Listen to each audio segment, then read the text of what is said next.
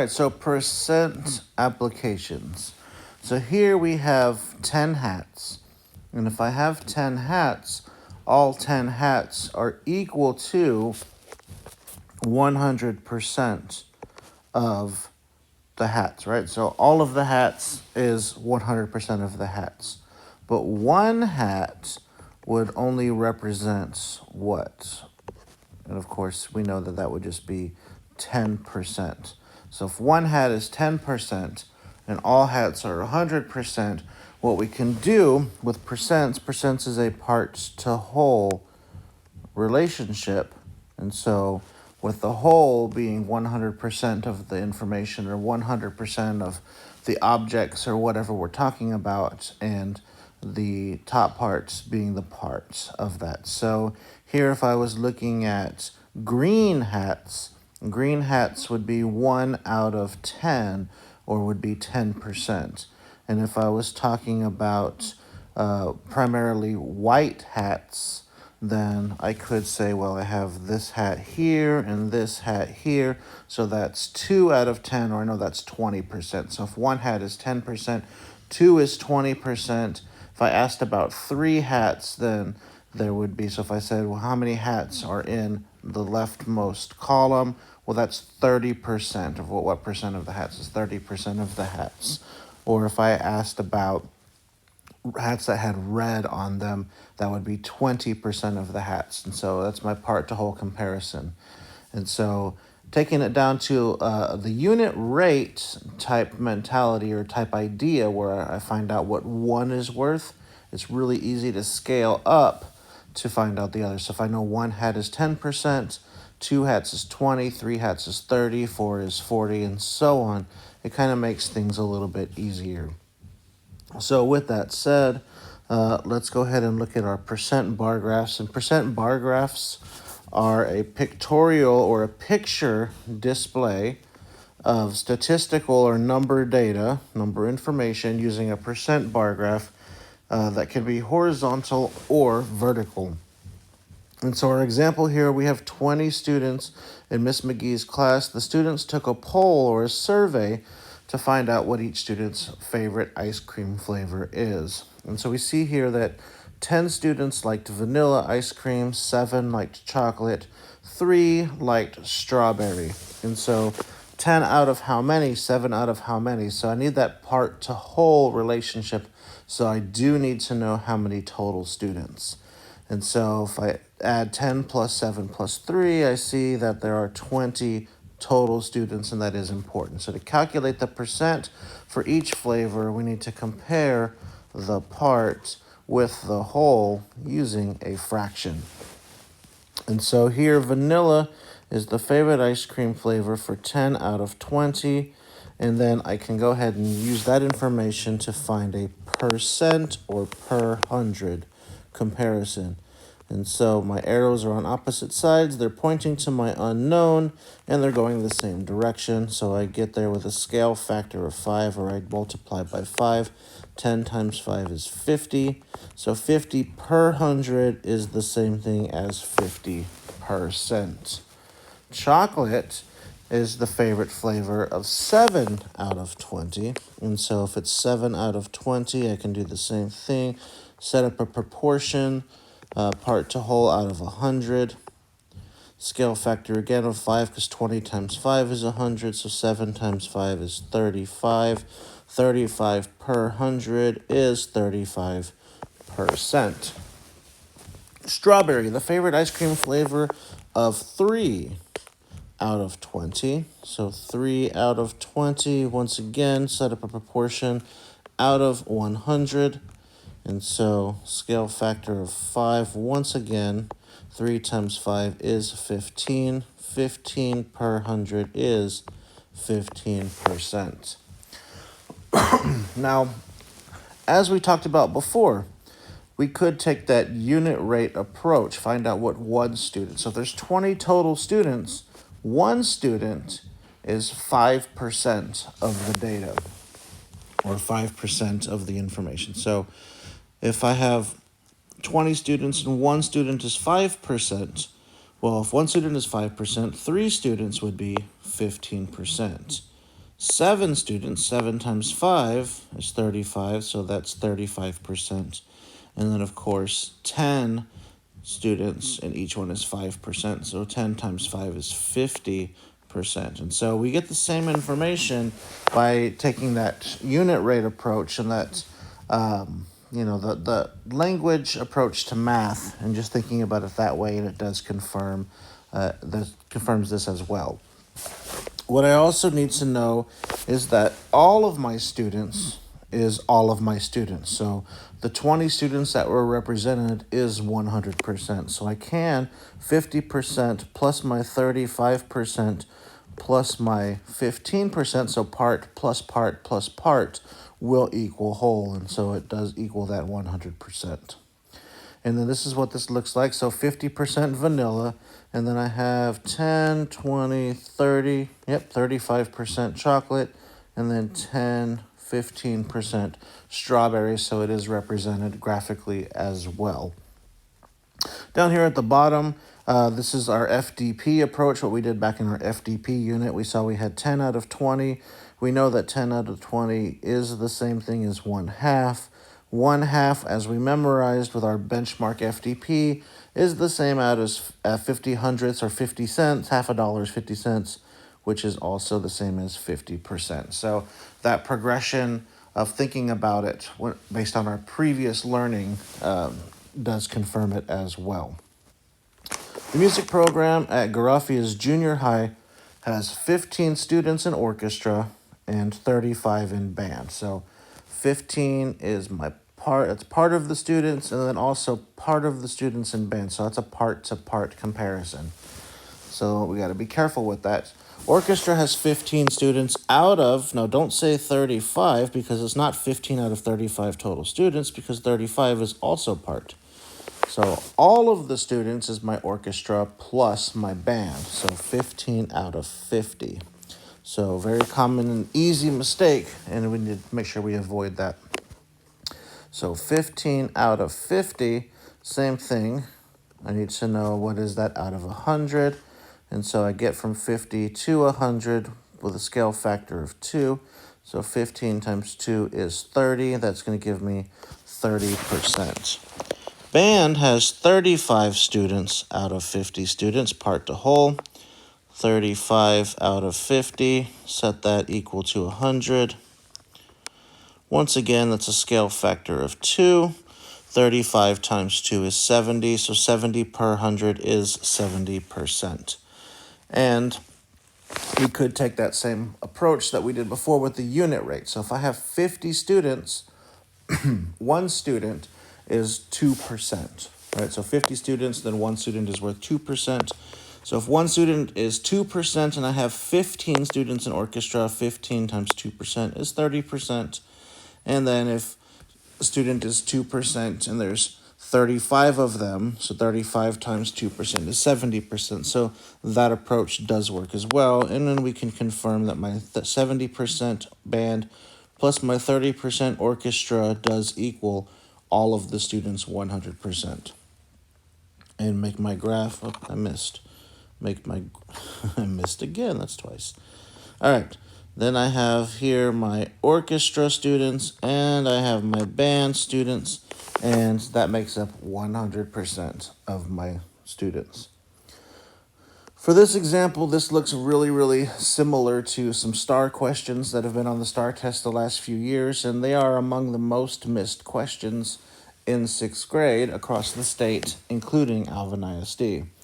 And so what we see here is we have cookies. There's 24 students like cookies, 18 ice cream, 42 cake, and 36 pie. And so we need to know which graph matches the table. And so a common misconception, what a lot of students do is they say, okay, well, look, here's 24 cookies, 24 cookies. Yep, that works. And they just kind of go down the list and say, yep, that works, that works, that works. Well, the problem with that is that this is a parts to whole comparison, and we need to find what the percent is. And so it does ask me what percent. And so I can't just, and also we see percents there, so I can't just look at those numbers. without first determining what the whole amount is. So it has to be a part to whole comparison. So I need to add up the number of students. And when I do that, I get 120 students. So for cookies, it's 24 out of 120. So it's not 24%, it's 24 students. So I need to figure out what percent that is.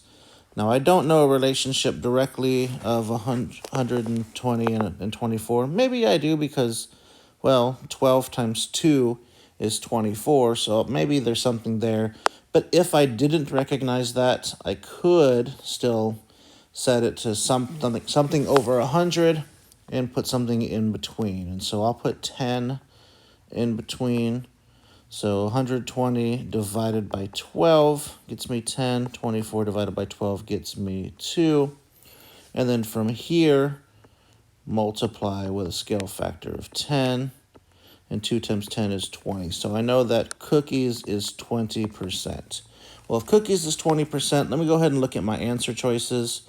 Nope, that's not 20%. That's not 20%. I only have one valid answer.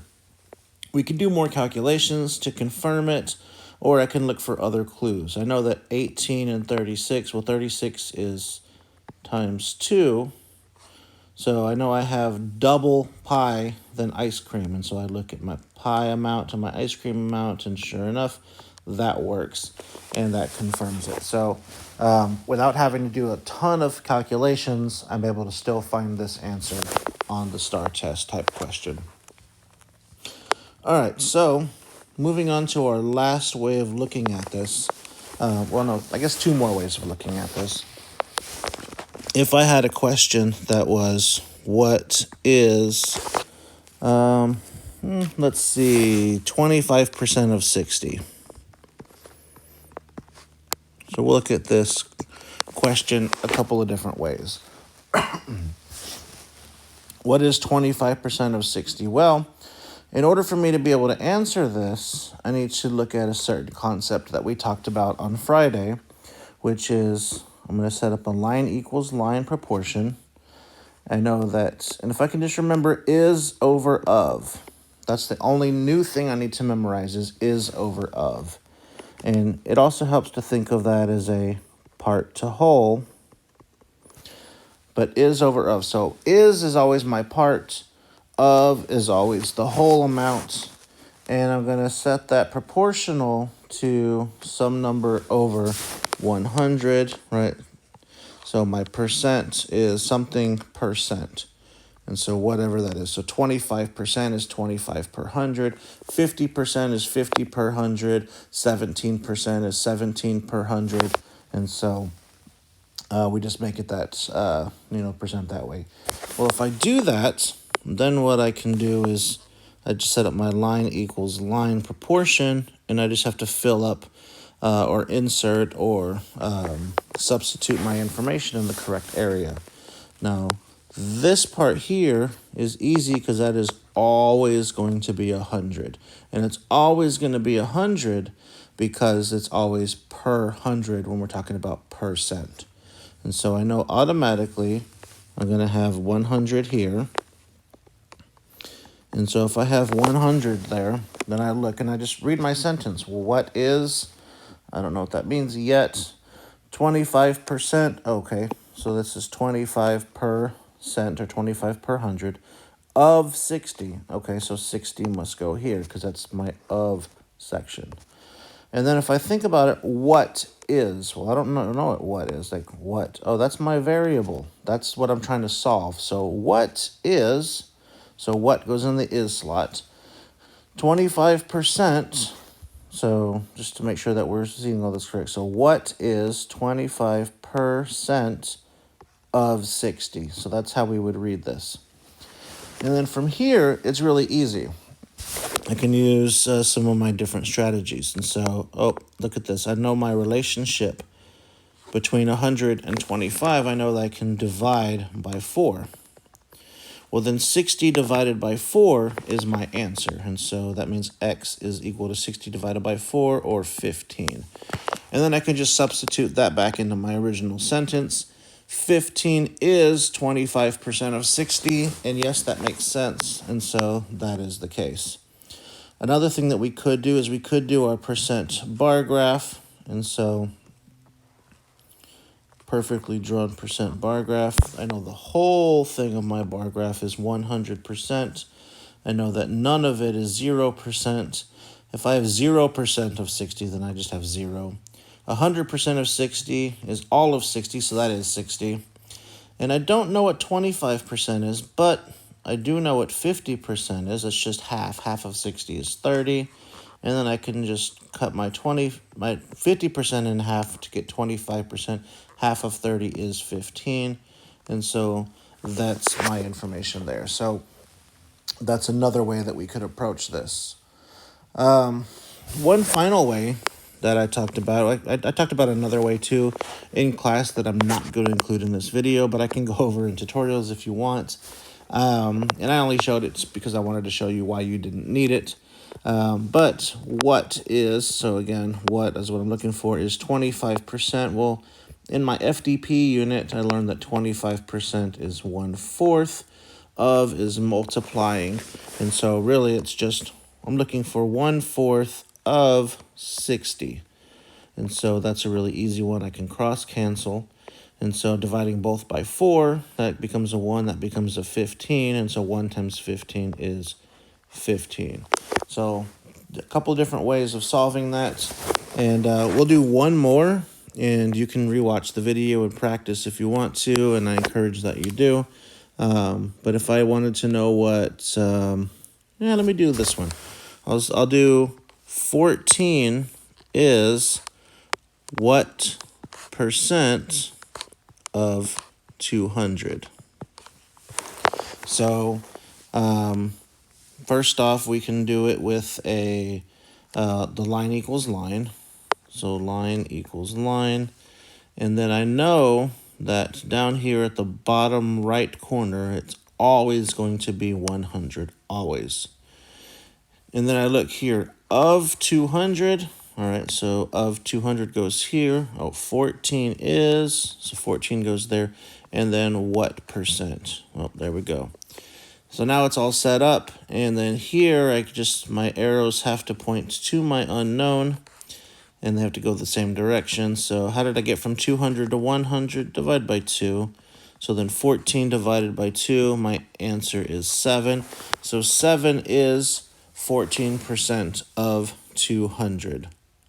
I'm sorry, 14, I said that wrong. 14 is 7% of 200. And then we can also apply that as well. We can say, well, 14 is, and then we said that it is 7%, so 7 per 100 of 200, and see, does this make any sense?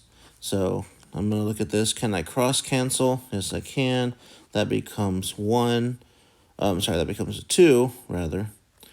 And then 2 times 7 is 14, and that does check out. So there we go. That's another way that we could do this. Hopefully this made some sense. If not, please ask me in tutorials. I'll be happy to help. And this is a recap of what we did this week.